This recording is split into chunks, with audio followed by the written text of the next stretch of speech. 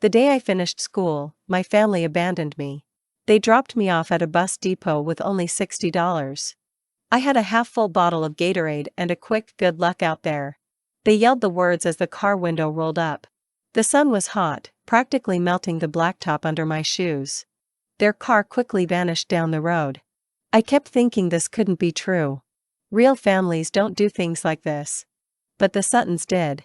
I stayed there holding a useless backpack and a head full of questions. It took 13 years to get any answers. When I finally saw them again, they acted like I was a total stranger. From a distance, the Suttons seemed like the perfect, postcard-worthy family. They were the ones you'd expect to see in matching Christmas sweaters, all wide smiles. In the middle was their golden child, my sister, Audrey. Audrey had a perfect GPA, perfect hair, and always posted her achievements online before anyone else could. Then there was me, Harper. I was the shadow, usually cut out of the photo entirely. I was just a contingency plan no one wanted. Mother often called me independent. What she actually meant was that she didn't want the bother of looking after me. She ran the house with iron control, using manicured hands and a smile that felt sharp. Father was much quieter.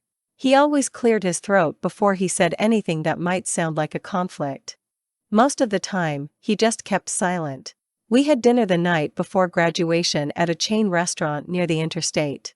Audrey had been accepted to her dream college with a full scholarship. Mother toasted her, acting as if Audrey had just cured some horrible disease. To Audrey, she declared, "the one who makes us proud." I smiled, which was automatic. That's what they taught me to do.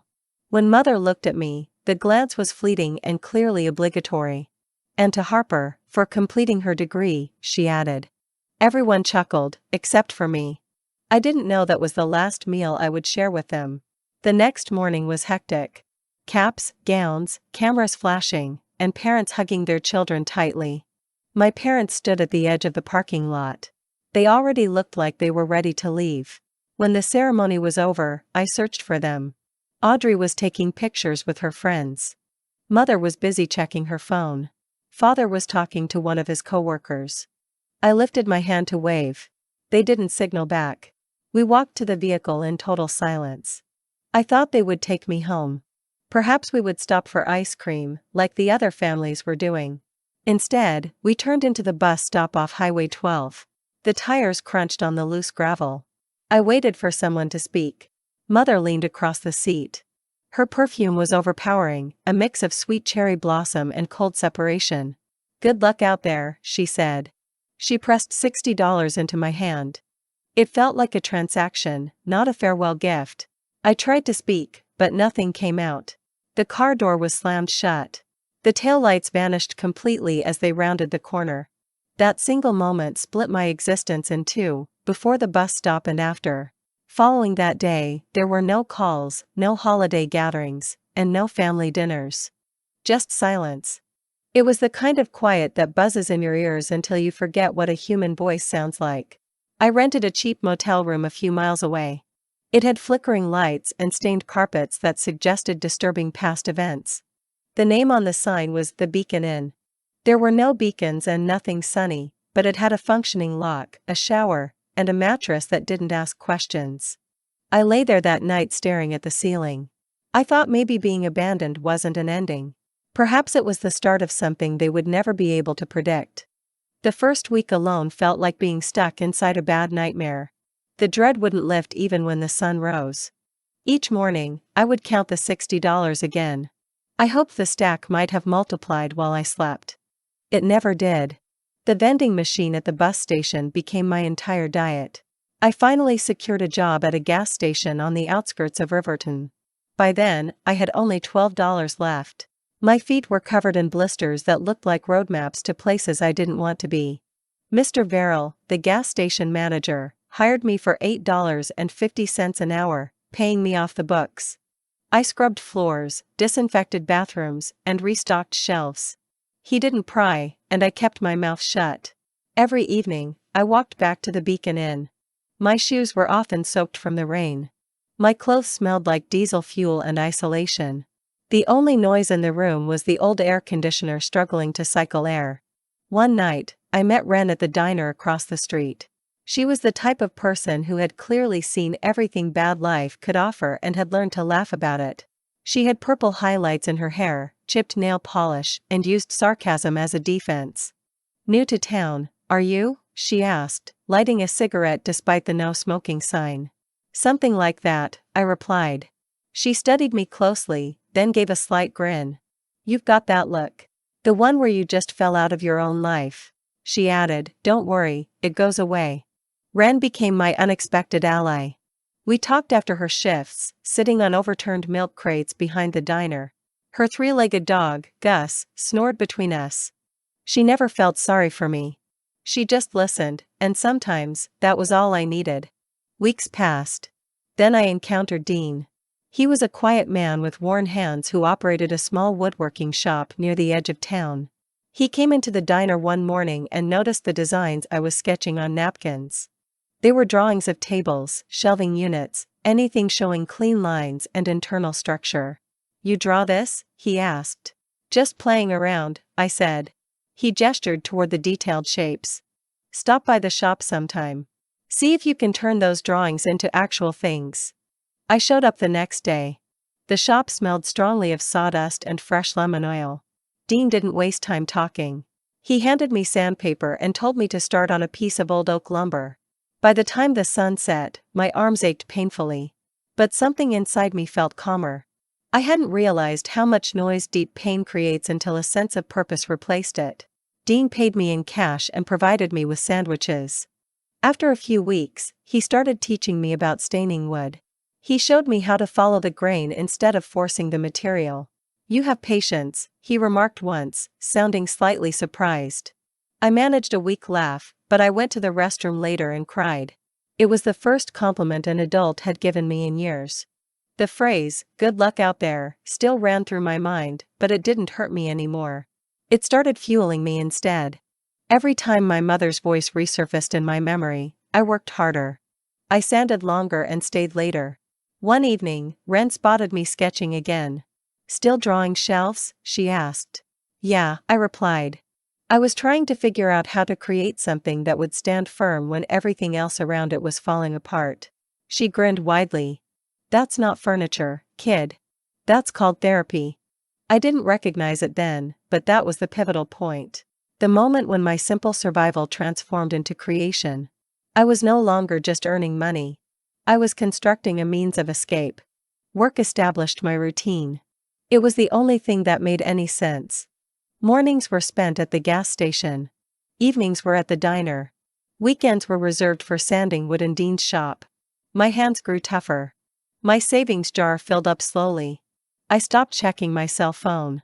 There were never any missed calls or messages asking me to come home. Silence became its own language. I learned to speak it fluently. Months eventually passed into a full year. Then Tatum walked into the shop. She was a boutique owner from 2 towns over. She noticed one of my design sketches pinned to Dean's wall. "Could you actually build this?" she inquired. I almost refused, but then I accepted the job. I had 0 tools of my own. I wasn't even sure I could complete the piece. 4 nights later, I delivered a pine shelf.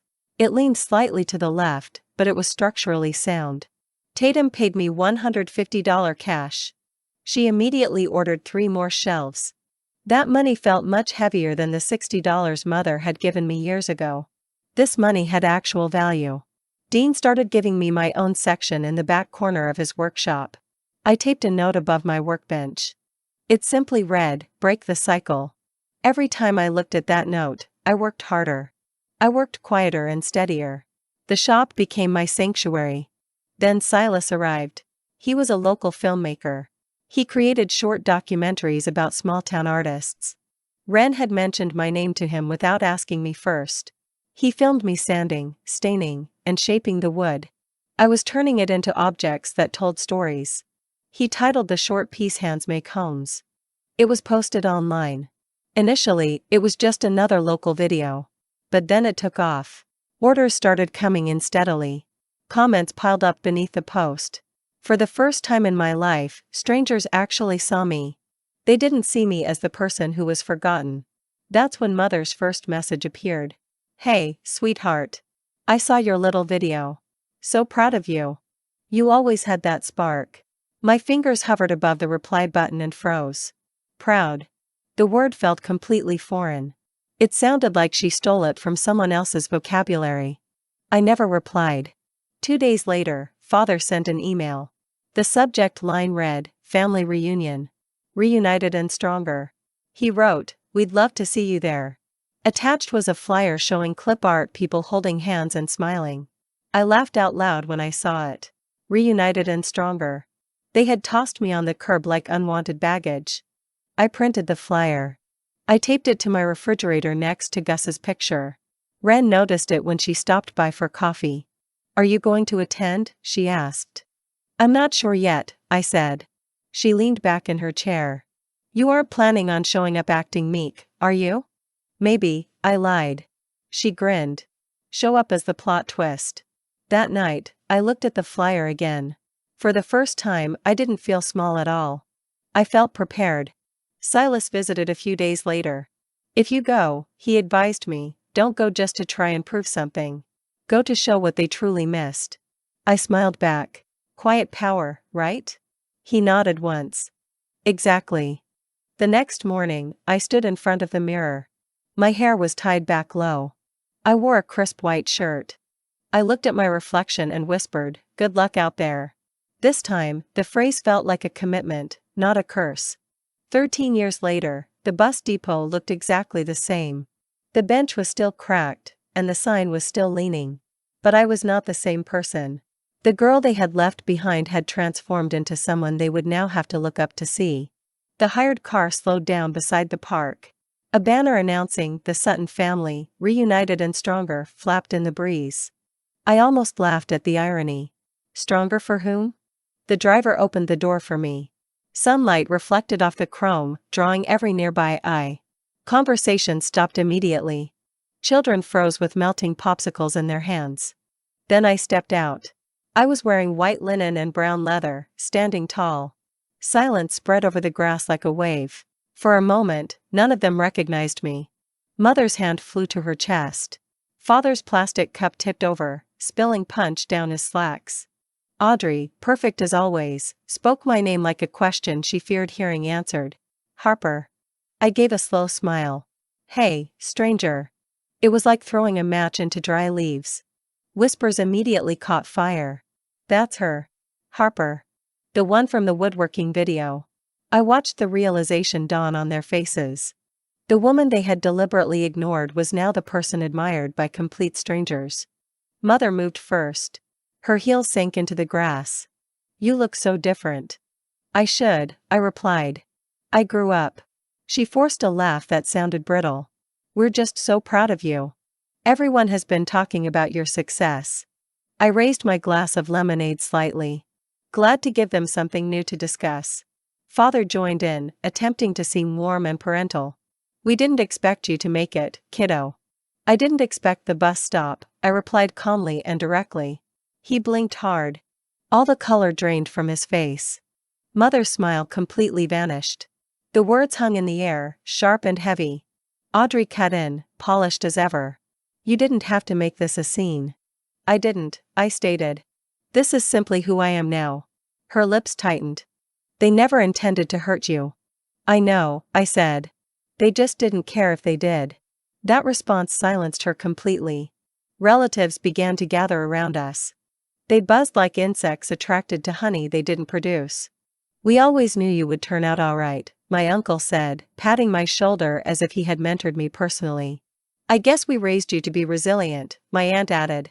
I smiled without agreeing. Memory is funny, I said quietly. It often forgets who walked away first. Then Kira approached.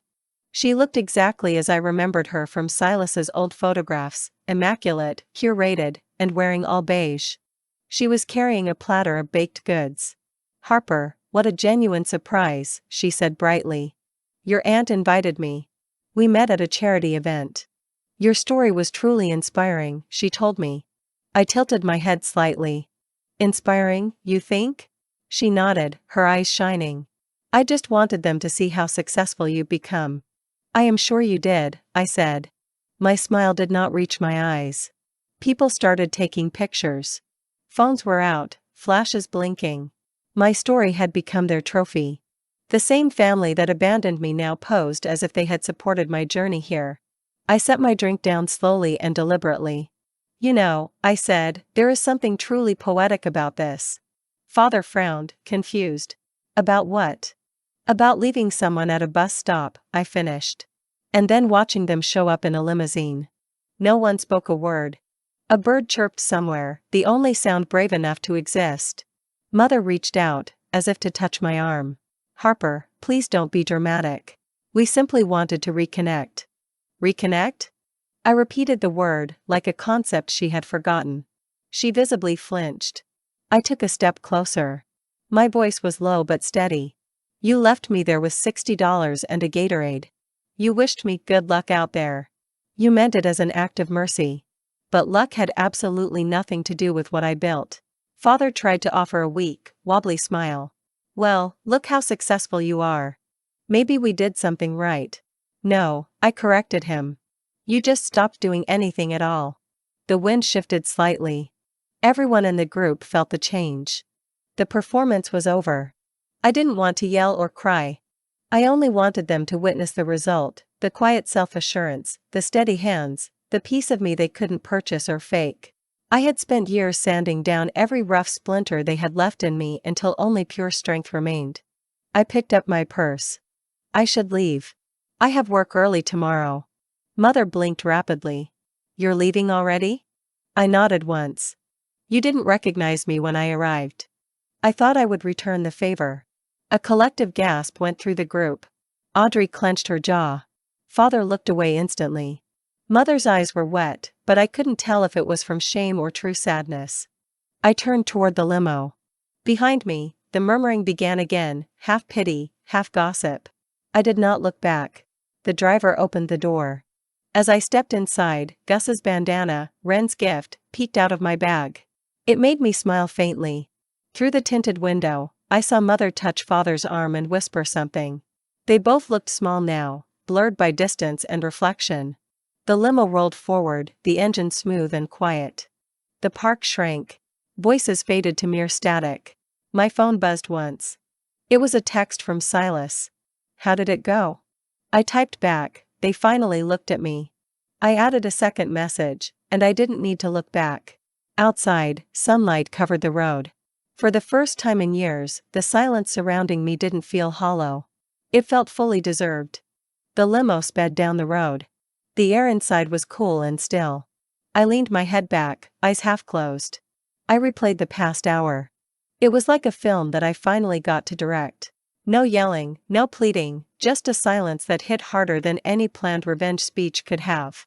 I had spent years imagining a grand speech that would make them regret everything.